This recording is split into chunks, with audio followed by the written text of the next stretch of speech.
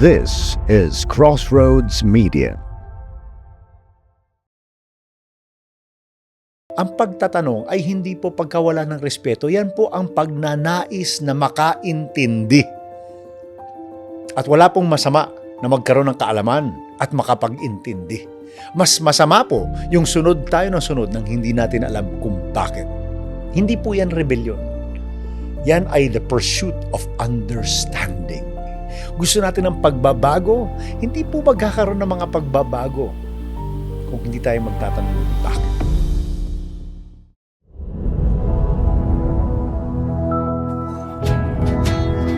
This is about you. Be the master of your own life. So angkinin mo muli ang inyong oras. Let your ambition be guided by faith. That, my dear friends, is what makes a life worth living. So always pause, always ask, always wonder, what's next?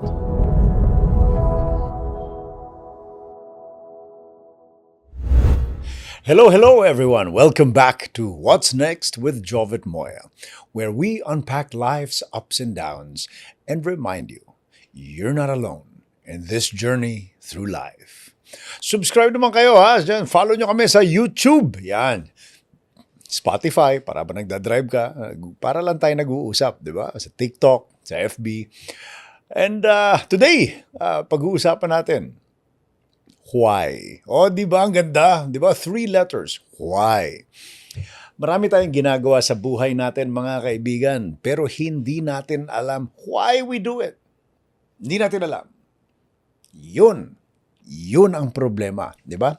Kasi as Filipinos, lumaki tayo ng may kultura. Di ba? Bawat lugar sa Pilipinas, iba-iba ang kultura. So maraming nuances yung ating kultura na ginagawa natin pero hindi natin ang dahilan kung bakit natin ginagawa dahil hindi tayo nagtatanong ng bakit, ng why. Di ba? May mga activities na sa tingin natin ay maganda pero hindi natin alam yung why. So we blindly follow rules, blindly follow traditions, diba? We blindly accept beliefs and expectations. Not because we know why, not because it's based on objective truth, but simply because these are the things we were taught and we were intellectually lazy to ask why. Alam nyo, sa haba na ng buhay ko, di ba? I spent the early part of my life doing things simply because everybody did it. My family did it, my friends did it, di ba? I could see the people in my town doing it. So I never stopped to question why. I never asked, ito ba talaga for me? Di ba? Like for example, yung mano-mano, no? Nung bata, minsan nasasabi ako mano. But as I grew up, I refused to do mano. Mano po. Because I will give you the respect, but I am not beneath you. In short, I'll follow you. You know, you're my elder. I will follow the good advice. I will follow what you want me to do. But I am not going to outwardly do things that may appear or may make me feel I am lower in stature than you because we are all equal human beings. Yun po ang gusto kong ipuntos dito, di ba? Lumaki kasi ako na parang may mali, di ba? So I realized I could give respect to my elders without the need for mano po. Sample lang po yun. Yun po personal experience ko. Hindi ko sinasabing huwag kayo magmano ha. Sinasabi ko lang, nire-relate ko lang yung aking personal experience. No? Kasi sometimes, hindi natin kino-question bakit natin ginagawa. Di ba? Why can't I greet hi Lola, hi Tita, bakit kailangan may mano po pa? Too much effort and I don't even know why. Di ba? Ganun lang yon. So we grow up learning things that we are supposedly dapat must do Pero bakit must? 'Di ba? Why?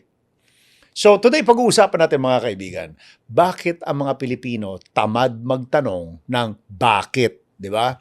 Blindly fa-follow lang natin. And more importantly, anong mangyayari sa atin kapag finally natutunan natin sabihin bakit? So pag-isipan nyo mga kaibigan, simula pa nung bata kayo up to today, ang daming mga paniniwala, ang daming mga tradisyon na tinuro sa inyo na hanggang ngayon pinaniniwalaan pa rin. O bawal magwalis sa gabi ha. O yeah, mamalasing ka. O pag may itim na pusa, malas yan. O di ba? Magmano ka pag bata ka. O ha, pag hindi ka sumunod, bata ka, bastos ka. So lumaki ako, dapat pala, bastos pala ng ganun. But I realized hindi ako bastos because I respected my elders. It just so happened I could not understand what that mano po was for. Yun lang po. Personal ko experience yun. Hindi ko sinasabing kayo. So, may mga tradisyon na hindi naman talaga masama. But nevertheless, para sa akin, it's a waste of time. Why am I doing things if I don't even know why? If I don't know why, then I won't do it. Diba? Supposedly, some of these things teach us respect. Supposedly, some of these things teach us gratitude. Supposedly, some of these things teach us discipline. Pero tandaan natin mga kaibigan, yung pong mga tinuturo sa atin na utang na loob, hindi po kumpleto. Wala kasing masama na magkaroon ng utang na loob. For example lang ito ha. For example, wala pong masama na magkaroon ng utang na loob. Ang masama, yung alam mo nang nagnanakaw na yung tao dahil may utang na loob ka doon, mananahimik ka. Yan po ang ugat ng korupsyon sa ating bansa dahil tinuro sa atin na manahimik ka lang dahil may nautang na loob ka diyan sa taong yan. 'Di ba? So, again, from something beautiful like utang na loob, na-convert natin yun into something bad because it requires us to be silent in the face of crime, of evil, diba? Of corruption. Lagi na lang nasasagot, kasi ganun na kasi yan eh. Inabutan ko na yan eh. Kumbaga, kinalakhan ko na yan eh. Diba? Pero think of it, how many things in our lives do we do without even knowing why? Sometimes we follow deeper things in our religions. For example, many people follow religious ritual and they do not even understand the true essence, the true meaning. Yung tunay na diwa nung sineselebrate nila o ginagawa nila na religious tradition. So nagiging para tayong robot, ginagawa lang natin, di natin alam kung bakit. Pero isn't it more beautiful if you understand the true essence of that religious ritual? It now becomes more profound, more valuable, and more personal. Diba? Sa kultura natin, diba? O, ang babae, kailangan ganito, ilaw ng tahanan, ang lalaki dapat... Bakit? Hindi ba pwedeng parehong successful? Hindi ba pwedeng yung babae maging CEO din? Wala, 'di ba? Bakit natin ililimit yung roles ng ating kasi ganyan. Tayo sa Metro Manila hindi tayo naapektuhan niyan. Pero pag pumunta ka sa probinsya, hindi babae sa bahay ka lang, mag-alaga ka ng bata. May ganoon. Marami ako nakikitang ganyan sa mga rural areas. Pero we should get rid of those yung mga stereotyping tsaka ng gender roles because we live in a society that dapat parehong productive, parehong maging successful. Kung may ambisyon yung lalaki, may ambisyon din yung babae, di ba? So, nangyayari niyan, nagiging parang sakripisyo. O ikaw ang pinakamatanda, magsakripisyo ka na, magtrabaho ka na, wag ka na mag-aral para makapag-aral yung bunso mo. Kalokohan po yun. Mag-aral ka, wag mo isakripisyo ang future mo.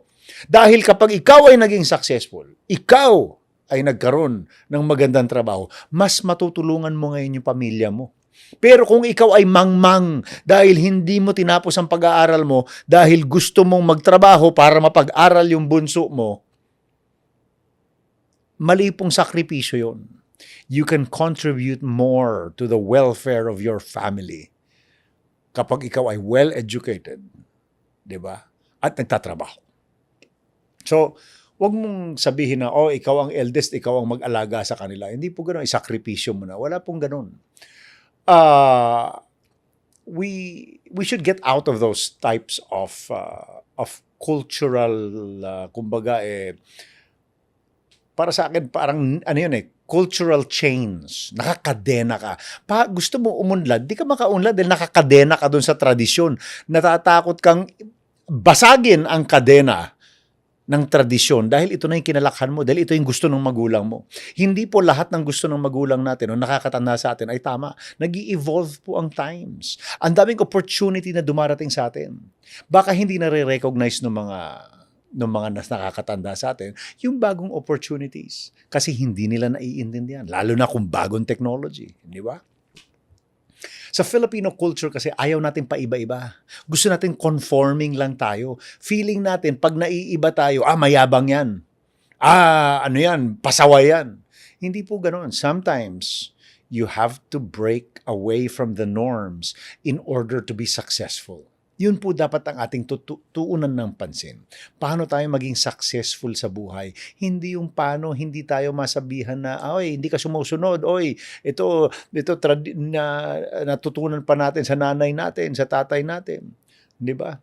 Like for example, ako na pag nagluluto ako ng sinigang, minsan nilalagay ko ng tanlad. Tanlad, para mabango. Sasabihin sa akin, oy, hindi yan ang tamang pagluto ng sinigang. Ang tanong ko, bakit? May tama bang pagluto ng sinigang? Ito ang gusto kong ilagay sa sinigang ko. Gusto kong lagyan ng tanlad. Di ba? Di ba? Bakit? So what? Di ba? Meron nga ang restaurant, naglalagay ng pakwan dun sa sinigang niya. Di ba? Masarap naman. Di ba? Not everything has to be purist because sometimes the pure things limit us. Di ba? Ang dami-daming opportunities to eat better food, to have better tastes.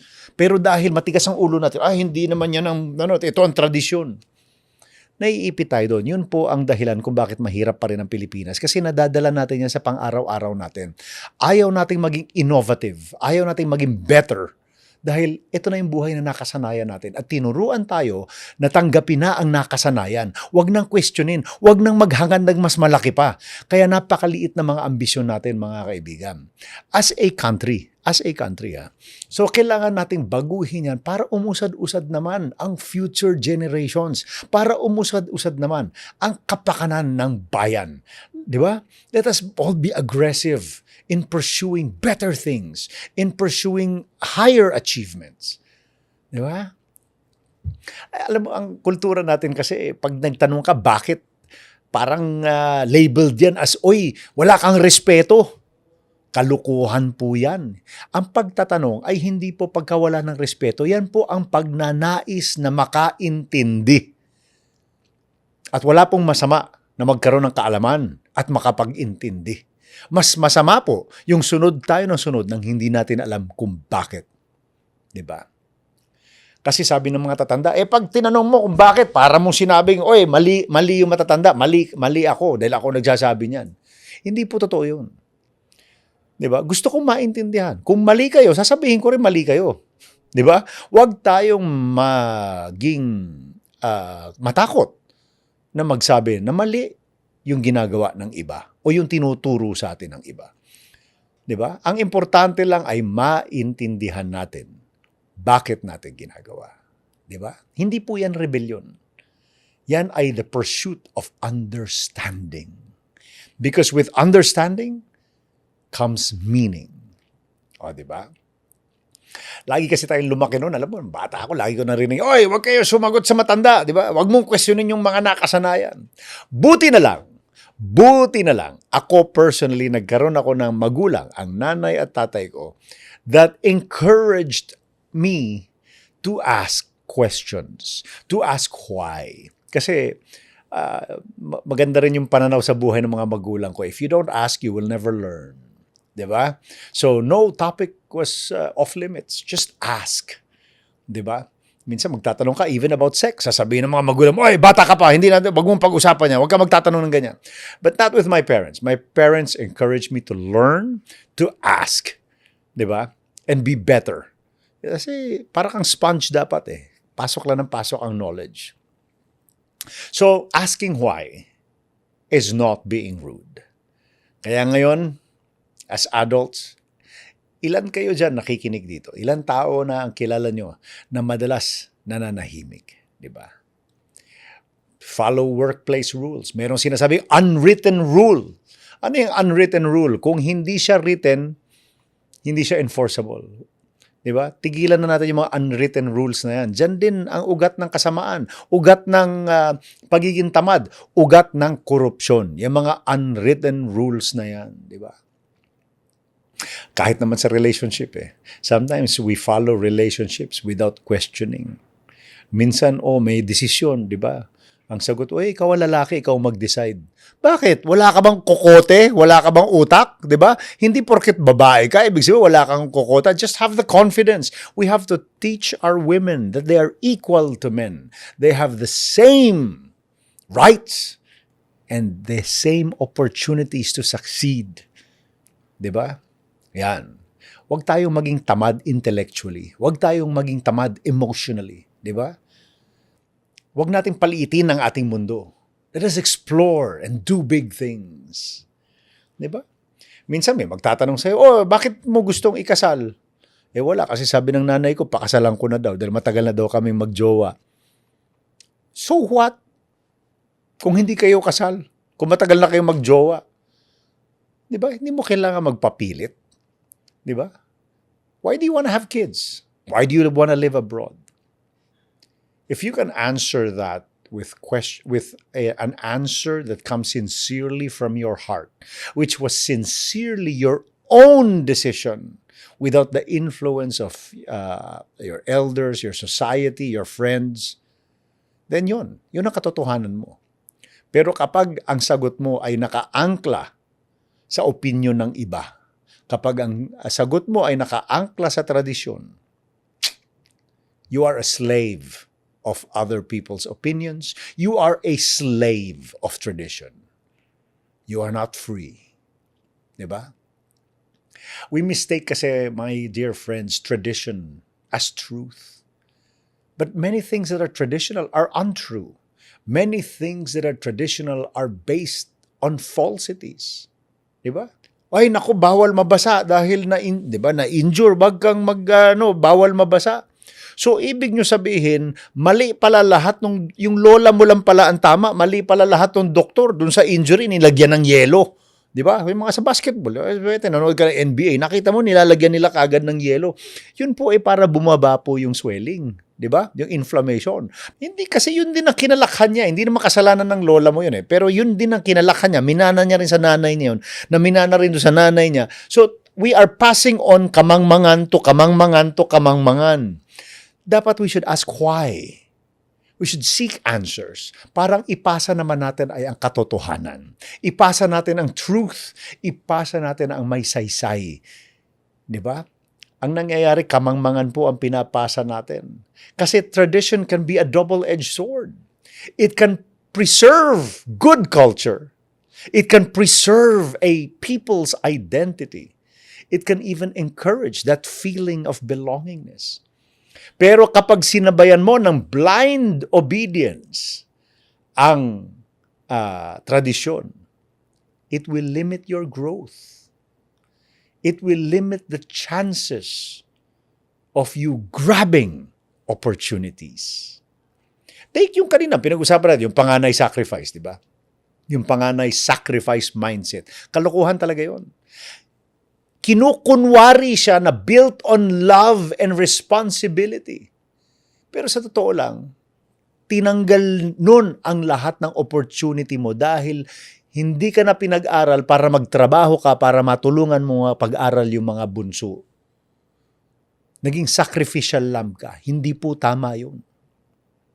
Samantalang kung sa'yo tinustos lahat, kahit hirap na, makatapos ka, makapagtrabaho ka na maganda, ngayon, mas maganda trabaho mo, mas malaki sahod mo, mas matutulungan mo ngayon yung mga mas bata mong kapatid.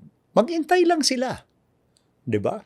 Yun ang advantage ng nauna Kaya lang, ang dami talagang tradisyon sa atin na mag-sacrifice yung panganay. Hindi ako naniniwala dyan sa ganyang style. Yan ang rason kung bakit napakarami pa rin mahihirap. Di ba? Again, yung kanina, paulit-ulit tayo, yung lalaki ang dapat nasusunod, hindi yung babae. Hindi po ako naniniwala dyan. Diba? Even women can be great leaders. Even women can be successful CEOs. Diba? So, even in religions, sometimes we protect the ritual so much that we forget the true relationship that we must have with our Creator, with God.